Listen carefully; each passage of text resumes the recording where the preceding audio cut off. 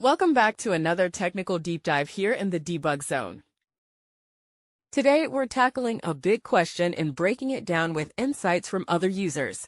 Hopefully, this clears up some misconceptions and helps you get the answer you need. So buckle up, stay a little curious, and let's jump right in.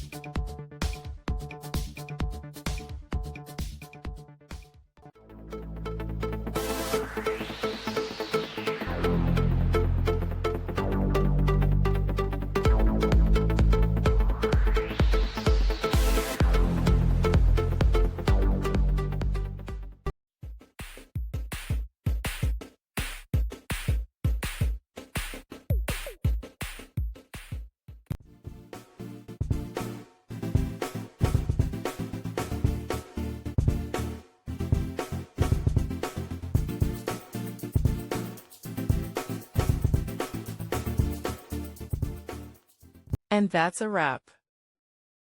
I hope you found the answer you were looking for. If you did, take a second to hit that subscribe button. It really helps out. And let me know in the comments which solution worked best for you. See you next time in the Debug Zone.